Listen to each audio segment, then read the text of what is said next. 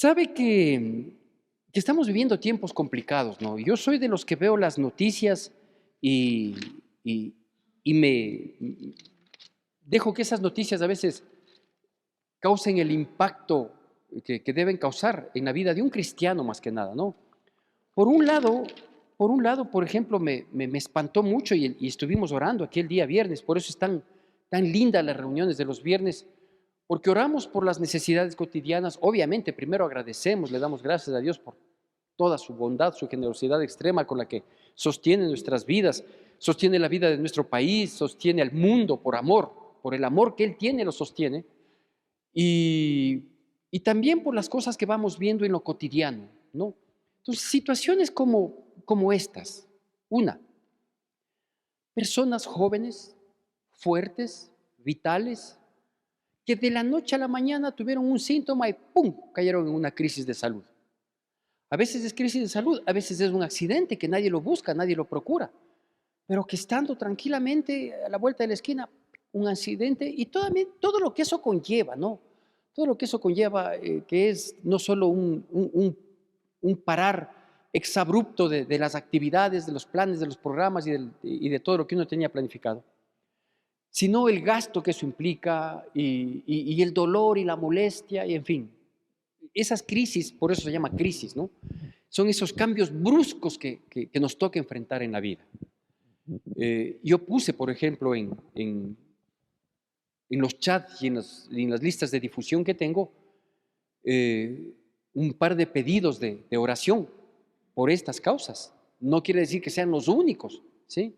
La una, inclusive, es una sobrina nieta mía, nieta de mi hermana Lalita, que ya partió para la presencia del Señor, pero obviamente yo tengo contacto con mi sobrino. Y el otro es el hijo de una hermana de aquí de la congregación, que, que están en esa situación. Mi sobrina nieta el día de ayer ya fue dada de alta, ¿sí? No es que tengamos una respuesta total, hay que estar vigilantes de lo que pase con la nenita. Carlos Andrés sigue hasta ayer que hablé con Mari y la mamá, seguía en terapia intensiva. Entonces yo me pongo a pensar esto, ¿no? Digo, una, que nadie tiene comprada la vida. Dos, que la vida es como una neblina, dice Santiago, que hoy está y mañana se desvanece. Y no necesariamente necesitamos llegar a muchos años, no, en los que uno dice, sí, ya, o sea, ya son 80 años, 90 años encima. No, no es así. O sea, esto pasó a mi sobrina nieta, que tiene 6 añitos. Eso por un lado. Por otro lado, también veía yo con espanto, ¿sí?, que el mes que acabamos de terminar, el mes de enero, hace algo más de un día, ha sido el mes más violento de la historia republicana de nuestro país. Sabemos que desde hace unos 4 o 5 años se disparó la violencia en el país, eso sabemos, ¿no es cierto? Acuérdense de esas muertes horrendas, con enfrentamientos terribles que comenzó a haber en las cárceles, ¿sí? Esas imágenes, pero dantescas que sucedían, ¿no? Y que ahora ya no suceden mucho adentro, pero sucede afuera. 760 muertes violentas, es decir, inesperadas, grotescas, asesinatos, en fin, 760 muertes en el mes de enero en nuestro país. Terrible. Y a eso súmele la tristeza y el dolor profundo que me ha causado el ver que nuestros migrantes, es decir, connacionales, hermanos de patria, nacidos en este espacio privilegiado, en esta tierra que fluye leche y miel, porque si algo es nuestro territorio, es una tierra que fluye leche y miel, que a pesar de los pecadores, de los fallidos, de lo adversos a Dios, de lo confrontados que vivimos, del odio que nos tenemos, sí, la tierra sigue produciendo, los animales se siguen reproduciendo, ¿sí?, los mares siguen dando su alimento. Eso se llama misericordia extrema, favor increíble, generosidad inentendible de parte de Dios.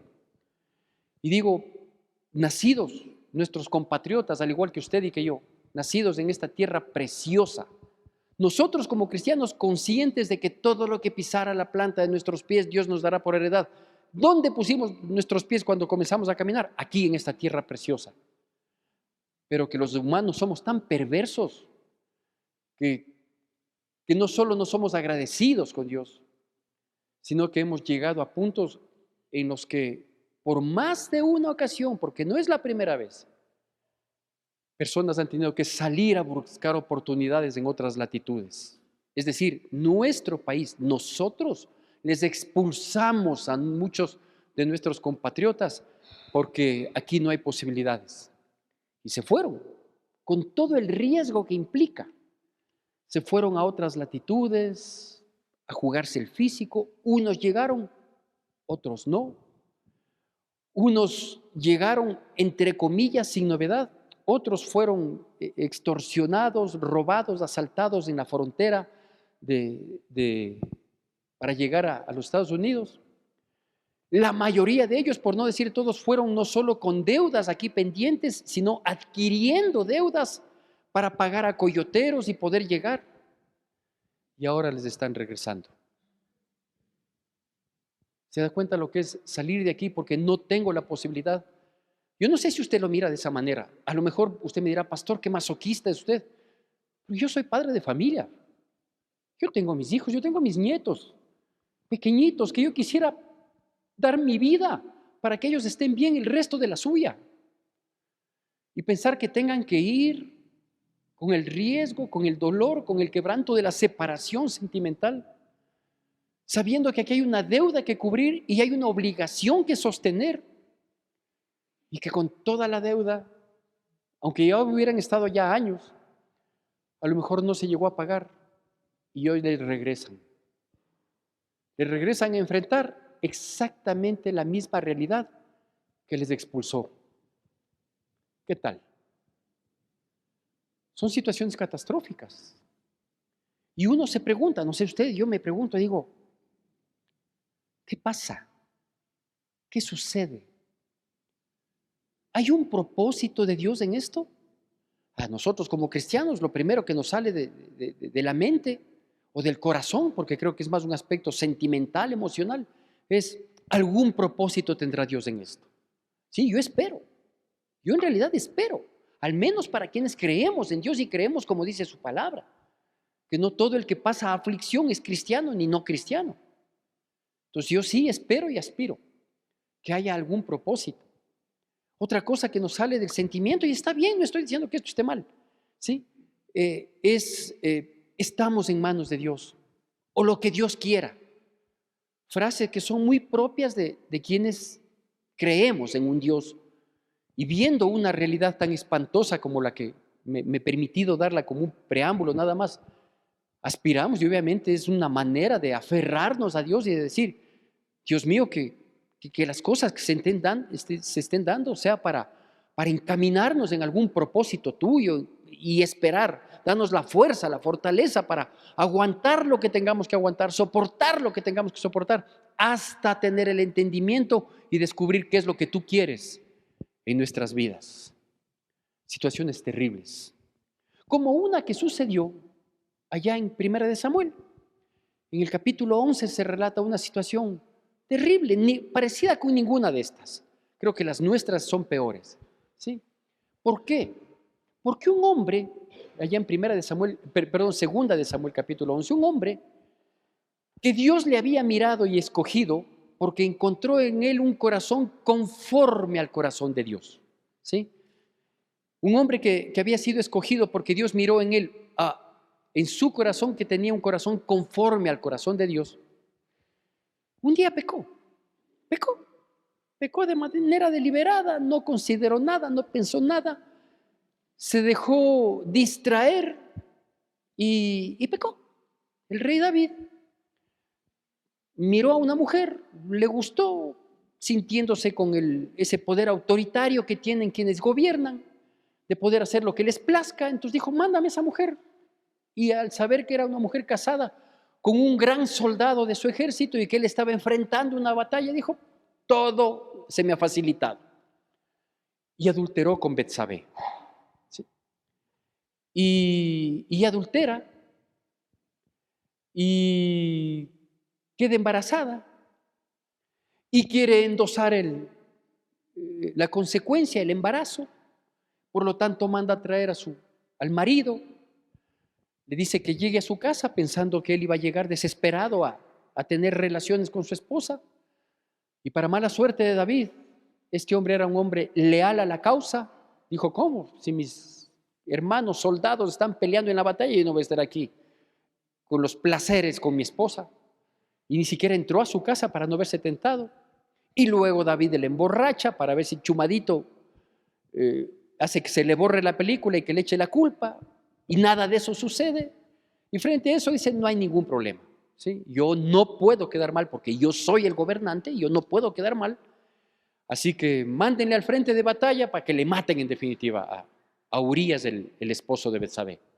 Es una historia catastrófica, terrible, que uno pensaría que no puede existir en la palabra de Dios, una historia de esta naturaleza, y menos tratándose de una persona que en un momento determinado de su vida tuvo un corazón conforme al corazón de Dios. Obviamente, mientras sucedía todo esto, su corazón no tenía ningún apego al corazón de Dios. Pero así pasa.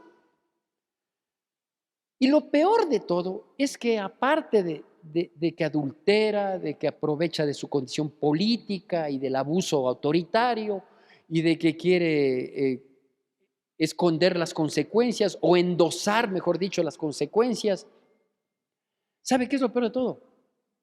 Que se queda tranquilo. Porque eso es lo peor. O sea, no son solo los hechos vergonzosos, terribles, sino que se queda tranquilo. Es decir, lo peor que le puede pasar a una persona es que su conciencia sea cauterizada. Y él se queda muy tranquilo. Pero Dios no. Y en el capítulo 12, ¿sí? Dios considera necesario hacerle recapacitar a este hombre, ¿no? A David, decirle, oye, no solo que eres un fornicario, eres un adúltero, eres un violador, eres un abusivo, sino que también eres un criminal. Y aparte de eso, eres un insensible. Entonces le manda al profeta Natán, capítulo 12, y ahí vamos a sacar un par de versículos. Le manda al profeta Natán a que le exhorte, a que le haga caer en cuenta. Y claro, cuando se le presenta un ejemplo, él se irrita y dice, ¿cómo es posible que haya este abuso? ¿Cómo es posible? Y Natán le dice, tú eres esa persona, ese abusivo, ese prepotente, ese malcriado, ¿sí? Eres tú. Y le dice así, le pido por favor que fije la atención en estos versículos. En 2 de Samuel, capítulo 12, versículos del 10 al 12. Natán, después de hacerle notar, de redarguirle al insensible pecador que en ese momento estaba cometiendo tanta atrocidad, el rey David le dice así de parte de Dios. Natán era el profeta y le dice así de parte de Dios. Capítulo 12 de 2 de Samuel, versículos del 10 al 12. Dice, ¿tenemos todos, amén? Siempre con atención y con reverencia a la palabra de Dios. Por lo cual, ahora no se apartará jamás de tu casa la espada, por cuanto me menospreciaste y tomaste la mujer de Urías de Eteo para que fuese tu mujer. Así ha dicho Jehová, he aquí, yo haré levantar el mal sobre ti de tu misma casa, y tomaré tus mujeres delante de tus ojos, y las daré a tu prójimo, el cual yacerá con tus mujeres a la vista del sol. Porque tú lo hiciste en secreto, mas yo haré esto delante de todo Israel y a pleno sol. Dios va y le dice, oye, tú te quedaste tan tranquilo, pero te va a venir un mal. Porque no es nomás de hacer lo que a uno le plazca y decir, no, a mí no me pasa nada, soy intocable. No, te va a venir un mal.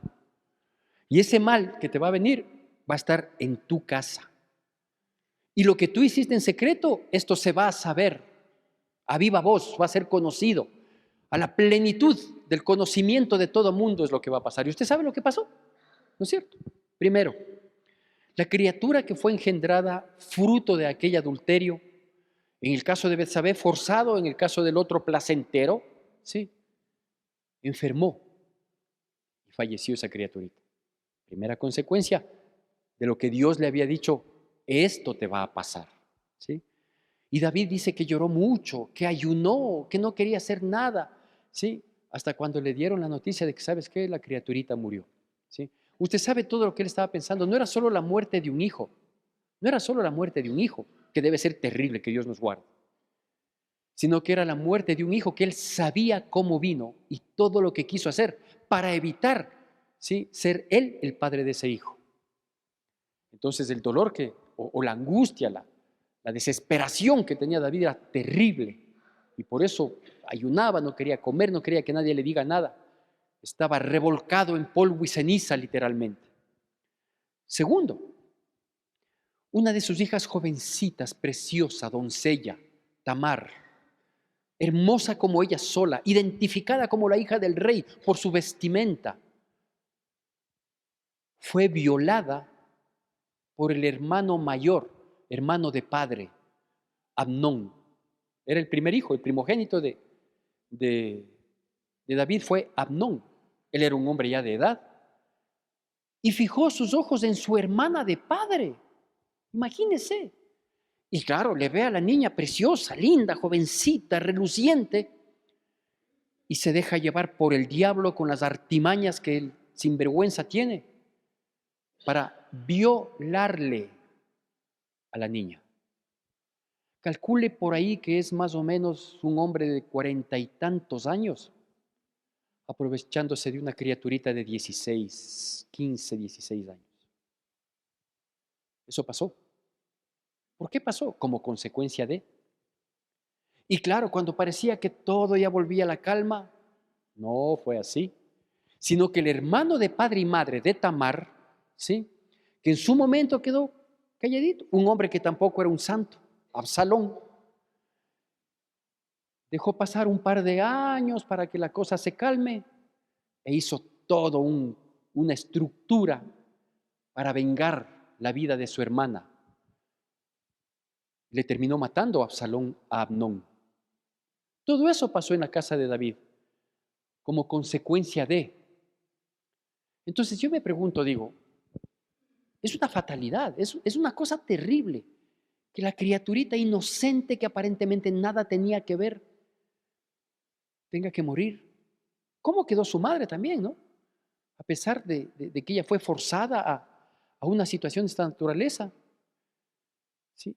Resulta que el rey David, el rey de quien se espera haya justicia, eh, haya benevolencia, no solo que abusa tomándome como su mujer, sino que manda a matar a mi marido, y el hijo que viene muere. ¿Cómo se sentía esa mujer? Terrible. Y yo digo, ahí es cuando uno ve esas fatalidades, esas cosas de la vida, como las que yo le mencionaba al inicio, ¿no? Enfermedades, accidentes repentinos que vienen, nos doblegan, nos golpean, nos afligen.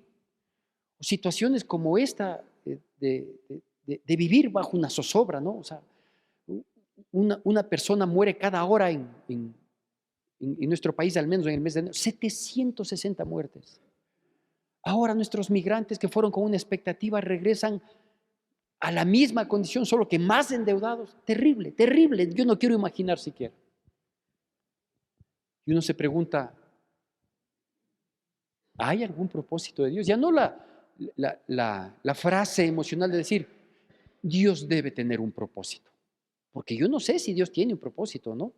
Y perdóneme que me desilusione a mí mismo y que desilusione a muchas personas que quizás conocemos o estamos pasando dificultades, problemas, adversidades de toda naturaleza, de toda índole, en el aspecto de salud, en el aspecto económico, en el aspecto sentimental, en el aspecto emocional, qué sé yo, tener un hijo, una hija descarriada, todo eso es terrible. Y uno dice, ay Dios mío, ¿por qué me pasa esto? Yo dejo a mi hija en mis manos, yo dejo a mi hijo en tus manos, lo que Dios quiera, porque algún propósito debe tener. Claro, eso es una autoconsolación.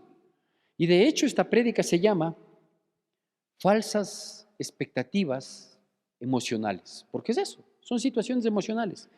Falsas expectativas emocionales.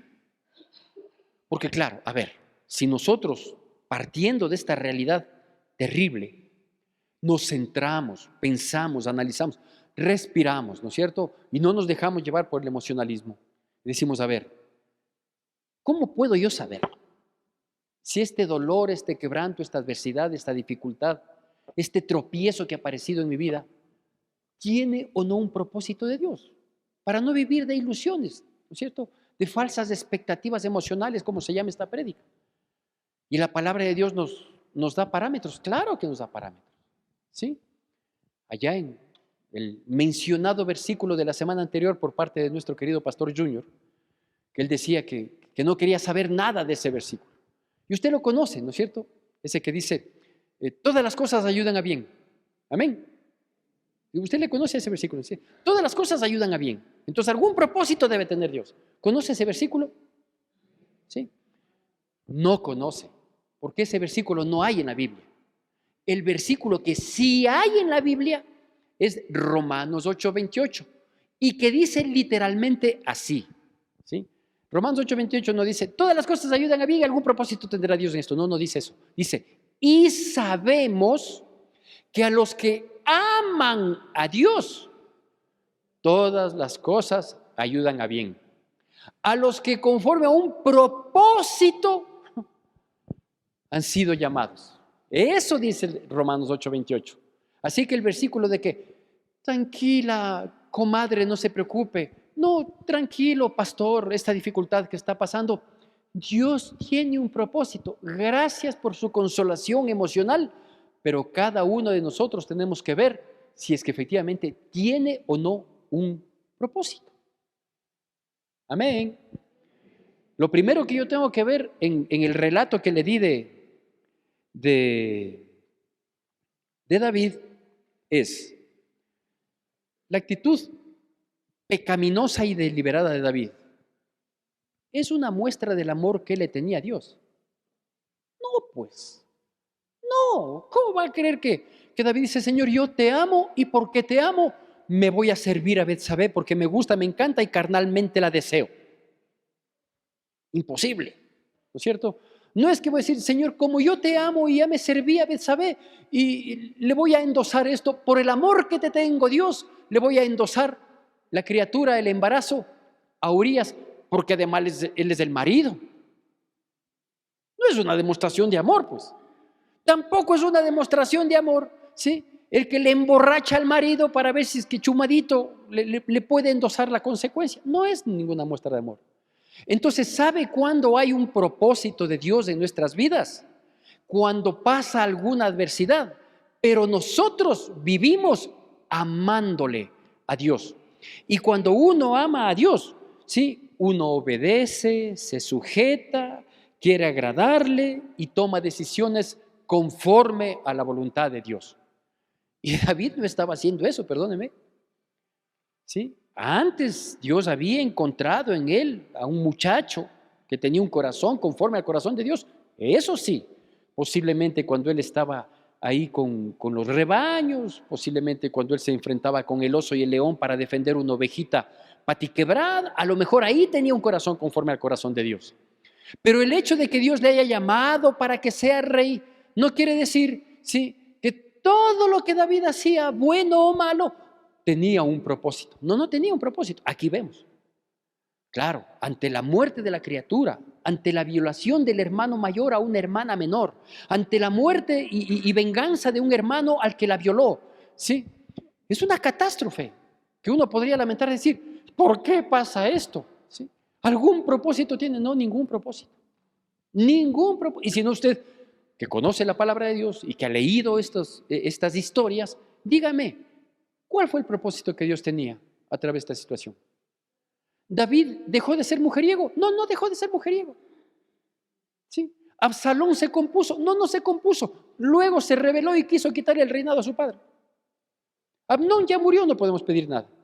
La pobre Tamar, ahí frustrada en su condición, despreciada por el pueblo inclusive. ¿Quién ganó? ¿Qué se sacó de provecho? ¿Qué bueno sucedió luego? Nada.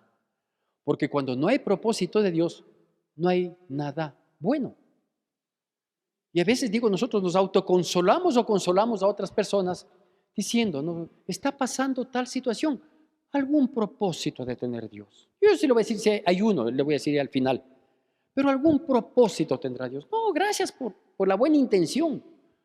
Pero para que haya propósito, uno debe amar a Dios y vivir amando a Dios. Y cuando uno ama, obedece, se sujeta, vive para agradarle a Dios, hacer las cosas de manera correcta, tomar decisiones sabias, consultadas con Dios, que coincidan con su voluntad perfecta, con su voluntad, como dice allá en Romanos capítulo 12, versículo 2, ¿no?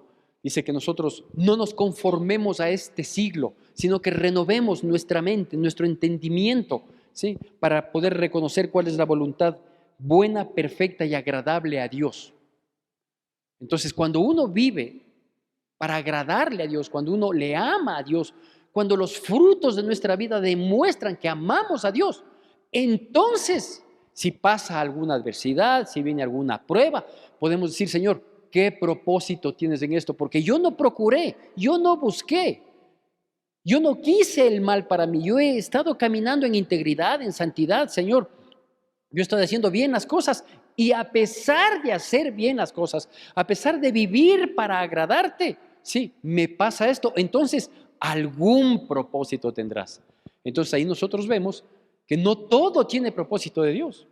Ni yo he dejado esto, mi hijo es desobediente, es un majadero, es un vago, es un irresponsable, nos falta el respeto, se aprovecha de las chicas, es terrible, pero he dejado en las manos de Dios. No puede dejar en las manos de Dios, porque el sinvergüenza, sea hombre o mujer, sí, está haciendo lo que le da la santa y regalada gana, y si hace lo que le da la santa y regalada gana, no está en las manos de Dios, porque cuando uno está en las manos de Dios, lo primero que comienza a pasar es que comenzamos a ser moldeados en las manos de Dios.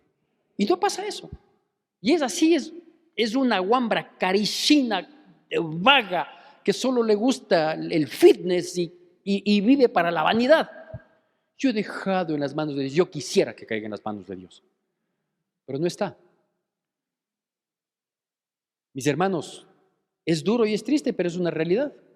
El segundo aspecto que nosotros debemos considerar es que a todos nos pasan cosas malas, pero debemos saber identificar, a todos nos pasan cosas malas, pero debemos saber identificar entre lo que es consecuencia versus lo que es prueba. La consecuencia es eso, pues. Es el efecto de una causa. Es la cosecha de una siembra. Eso es la consecuencia. Entonces yo hago mal, yo tomo malas decisiones, yo vivo como me plazca, no le tomo en cuenta a Dios. A la vuelta de la esquina, ¡pum! Vamos a afrontar situaciones de dolor, de quebranto, de angustia, vamos a mermar en distintos aspectos.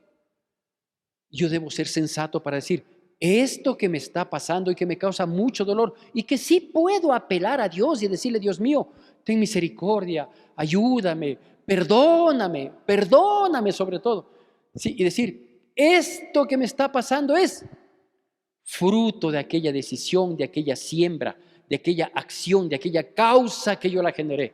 Porque uno tiene que ser sensato y no volverse la víctima y querer creernos héroes de la fe, porque a mí me pasa todo. ¿Sí? Claro que hay gente que le pasa de todo, porque toda su vida está mal, pues, porque nada sujeta a Dios, porque viven como les place, porque cuando Dios quiere apretar un poquito para cambiar, para mejorar, ahí vamos votando a Dios y no le hago caso y punto. Y a la vuelta de la esquina hay consecuencias. Ahora, ¿sabe qué me aterra a mí de todo esto? Es que cierto es que David pagó las consecuencias con un corazón destrozado que debe haber tenido. Pero pagaron sus hijos. El recién nacido, la hermosa doncella, el mismo violador de su hermana doncella. Y hasta Absalón también murió de manera exabrupta. 4 consecuencias en sus hijos.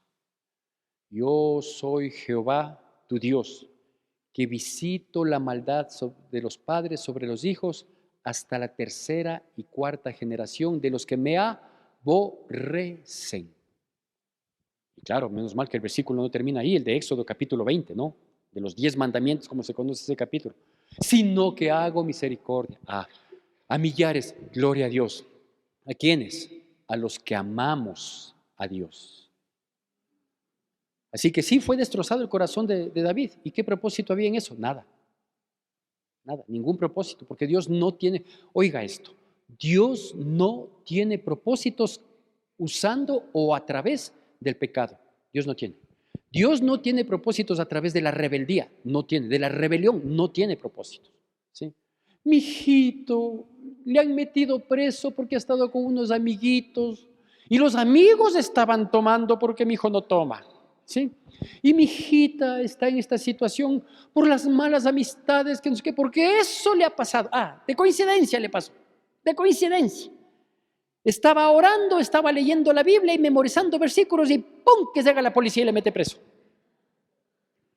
Oiga, discúlpeme que sea tan grotesco posiblemente mi explicación, pero es para que ninguno de nosotros tengamos justificativo de decir, no, si no estaba haciendo nada, examinemos, ¿no es cierto? Ahora, la otra opción es esta, ¿no? Que si efectivamente no hacemos nada indebido, no estoy hablando de una perfección en el entendimiento humano, ¿no?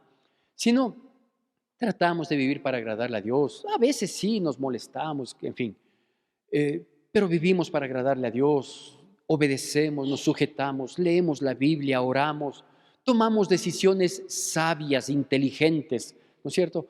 Y en eso tararás una enfermedad, y en eso Dios no permite un accidente, y en eso una quiebra económica, ¿no? Y en eso una injusticia que nos toca enfrentar, pero haciendo bien, no procurando. Nos pasa, entonces eso se llama prueba. Eso se llama prueba. Lo otro, que es muy parecido, igual de doloroso, ¿sí? Se llama consecuencia, se llama cosecha, se llama efecto, ¿sí? Pero cuando uno no procura, eso se llama prueba. Entonces, en la prueba, si yo vivo amándola a Dios y me llega una prueba, ahí sí puedo saber, ahí sí puedo pensar, ¿sí? Que efectivamente ahí puede haber un propósito de Dios. Porque yo vivo amándole a Dios y a pesar de amarle a Dios, me pasa tal situación. Entonces ahí es mucho más fácil, e inclusive quienes amamos a Dios, tenemos ese discernimiento inmediato de que cuando pasa algo así, no le decimos, ¿por qué, Señor? Sino le decimos, ¿para qué, Señor? ¿Para qué, Señor? Yo no atento contra tus mandamientos, me esfuerzo por vivir en santidad y ha pasado esto. Ahí sí, ¿cuál es el propósito, Señor? Amén. Y el tercer y último aspecto para ir terminando, ¿sí? Es que, claro, después de eso también tenemos que ver si efectivamente hay un propósito y ese propósito va a lograr dos cosas. Una, que Dios se glorifique en medio de nuestra adversidad, que Dios muestre su poder, ¿no es cierto? ¿Sí? Que Dios quede exaltado. Entonces decir, sí, esto me pasó sin que yo lo procure, pero Dios se glorificó haciendo esto. Entonces luego comentamos y conversamos y proclamamos de un milagro, de una salida providencial, hablamos de una situación inesperada que terminó pasando. Ahí sí, ahí sí. Y la segunda cosa que vemos también es que nosotros, ¿sí? Y sabemos que los que amamos a Dios, nos puede venir una prueba y esa prueba nos ayuda a bien, porque hemos sido llamados conforme a un propósito que Dios tenía. ¿Sabe qué pasa aparte de que Dios termina glorificándose en nuestras vidas? Lo que sucede, sí, es que nosotros terminamos creciendo como cristianos. Entonces ahí uno ve el propósito y dice, wow. ¿Sí? Entonces, ¿qué pasó después de toda la catástrofe que estaba viviendo, pastor? Después de toda la situación terrible que usted estaba viviendo. ¿Y qué pasó? No, que Dios se glorificó y yo gané en fe. Yo comencé a rendir más mi vida. ¿Sí? He aprendido y ahora ya he corregido muchos errores que tenía en mi vida. Entonces yo crezco como cristiano cuando hay un propósito. Pastor, no nos deje así, cabizbajos, ojituertos, boquimudos, como están la mayoría de personas escuchando esta prédica. Yo creo que a pesar o más allá de de dar esta explicación que me venía a mi corazón, ¿no? Y yo decía, sí, es verdad. Hay muchas, y yo pensaba en mí mismo, ¿no?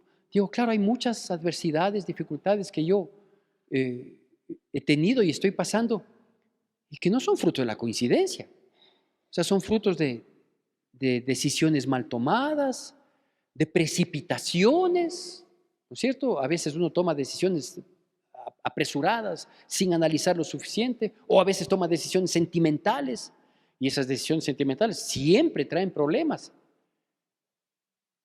Yo decía, claro, en medio de todo esto, sí hay un propósito, aunque el dolor, el quebranto y la dificultad fuera como consecuencia de. ¿Sabe cuál es el propósito?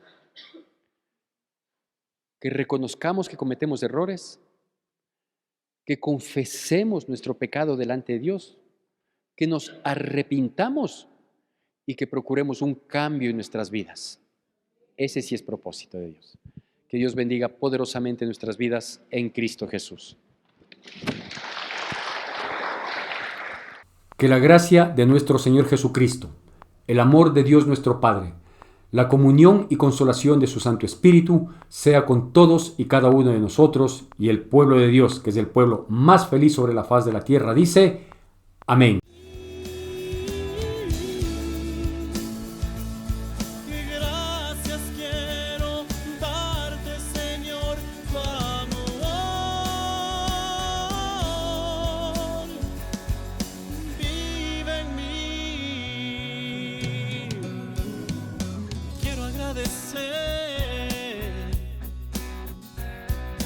Aquel que mi vida salvó, aquel que su mano me extendió y dio refugio a mi corazón. Quiero agradecer al único que siempre me amó.